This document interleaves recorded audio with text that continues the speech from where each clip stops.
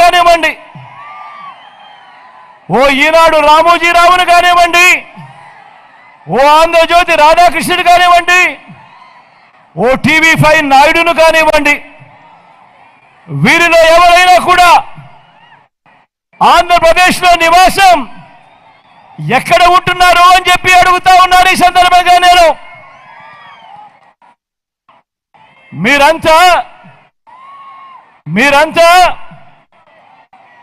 వీరంతా కూడా ఎన్నికలు వచ్చాయి కాబట్టి ఆంధ్ర రాష్ట్రానికి వచ్చారు.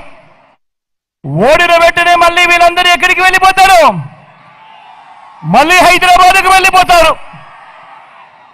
ఇది వీరికి మన రాష్ట్రంతో ఉన్న అనుబంధం. ఈ నాన్ లోకల్ కిట్టి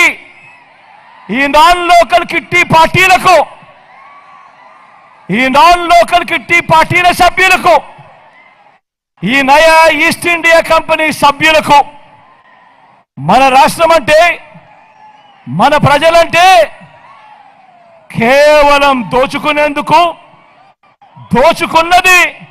పంచుకునేందుకు అన్నది ప్రతి ఒక్కరూ కూడా జ్ఞాపకమరగమని కోరుతా ఉన్నా.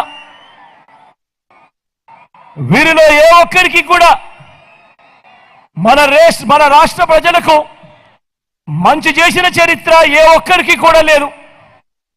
మనం చేసిన మంచిని చూసి మాకు ఓటు వేయండి అని అడిగే ధైర్యం వీళ్ళల్లో ఏ ఒక్కరికి కూడా లేదు అని కూడా ఈ సందర్భంగా తెలియజేస్తా ఉన్నా. వీరందరికీ భిన్నంగా మన 5 ఏళ్ల పాలనలో మనం చేసింది ఇది అని, ప్రతి పేద ఇంటికి మనం చేసిన మంచి ఇది అని తలెత్తుకొని మీ బిడ్డ చెప్తా ఉన్నాడు. మీ బిడ్డ గర్వంగా కూడా సగర్వంగా కూడా తెలియజేస్తా ఉన్నాడు. మీ బిడ్డ వల్ల మీకు మంచి జరిగి ఉంటే మీ బిడ్డకు తోడుగా సైనికులుగా మీరే నిలవండి అని మీ బిడ్డ మిమ్మల్ని అందరినీ కూడా కోరుతా ఉన్నాడు సగర్వంగా. నేను చంద్రబాబు మాదిరిగా సెల్ ఫోన్లు నేనే కనిపెట్టాను అని అంటూ బకాయిలు చెప్పడం లేదు, అని బడాయిలు చెప్పడం లేదు. ఈ 58 నెలల పాలన మీద నా ప్రోగ్రెస్ రిపోర్టు ఈ రాష్ట్ర ప్రజల ముందు ఉంచి మీరే మార్కులు వేయండి అని మీ బిడ్డ అడుగుతా ఉన్నాడు.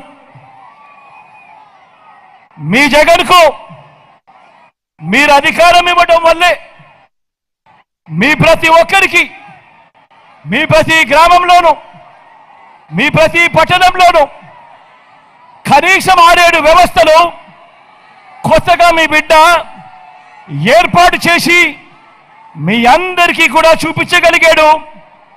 ఈ వ్యవస్థలన్నీ మీ గ్రామంలో ఉన్నాయా లేదా అన్నది మిమ్మల్ని ఒక్కసారి ఆలోచన చేయమని కోరుతా ఉన్నాడు మీ బిడ్డ. మన గ్రామంలోనే ఓ 4 అడుగులు ముందుకు వేస్తే ఆ గ్రామంలోనే కనిపిస్తుంది ఓ గ్రామ వార్డు సచివాలయాలు. అదే గ్రామంలో 60-70 ఇళ్లకు ఓ వాలంటీర్ వ్యవస్థ, దాదాపుగా 600 రకాల పౌర సేవలు, ప్రతి పేద ఇంటింటికి వెళ్ళి డోర్ డెలివరీ చేస్తూ పౌర సేవలన్నీ కూడా చిక్కటి